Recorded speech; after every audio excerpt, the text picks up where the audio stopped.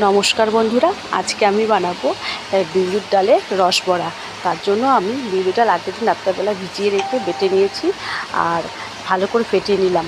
সেটা ফেটানো ভালো হয়েছে কিনা তার জন্য আমি একটা বাটির মধ্যে জল নিয়েছি। সেই জলের মধ্যে আগে প্রথমে একটু দেখে নিলাম, যদি এটা ভেসে থাকে তাহলে আমার ফেটানো ভালো হয়েছে। তো আবার এটা ভেসে উঠেছে, মানে ফেটানো ভালো আছে। এবার আমি এটা যেহেতু রসবড়া হবে তার জন্য আমি কড়ার মধ্যে 2 বাটি জল নিয়েছি আর 1 বাটি চিনি দিয়ে এটাকে প্রথমে রসটাকে তৈরি করে নেব। প্রথমে আমি জল দিয়েছি আর 1 বাটি চিনি দিয়ে এটাকে রসটাকে এরকম করে ফুটিয়ে ঘন করে নিয়েছি। আর এটা মানে রসটা রেডি আছে কিনা তার জন্য দেখার জন্য আমি দেখলাম জিভ ধরে গেছে, তার মানে এই রসটা আমার পুরোপুরি রেডি হয়ে গেছে। এবার লাল হয়ে গেছে, ঘন হয়েছে, খুব সুন্দর হয়েছে।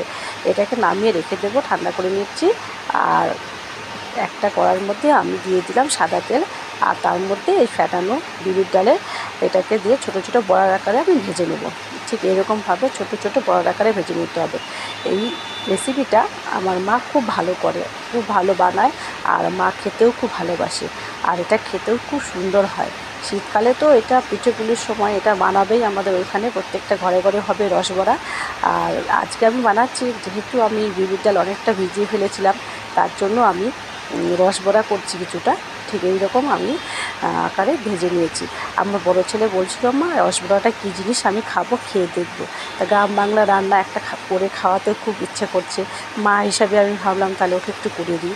ঠিক এইভাবে বড়াগুলোকে ভেজে নিয়েছি।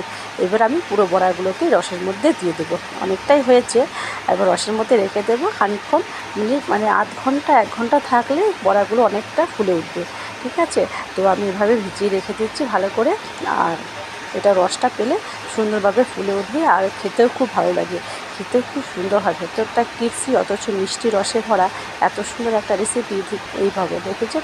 অনেকক্ষণ ভিজে রেখেছিলাম, খুব ভালো রেডি হয়ে গেছে। তো আমার এই রেসিপিটা আপনাদের কেমন লেগেছে? যদি ভালো লেগে থাকে তাহলে অবশ্যই একটা লাইক ও শেয়ার করে দেবেন। সবাই ভালো থাকবেন, সুস্থ থাকবেন, সাবধানে থাকবেন। আর আপনারাও ঠিক এইভাবে বাড়িতে বানিয়ে খাবেন, খুব ভালো লাগে খেতে। আর খেতেও খুব সুন্দর টেস্টি, বিউলির ডালের যেহেতু তো খেতেও খুব ভালো লাগে। ঠিক আছে, আসছি সবাই, টাটা।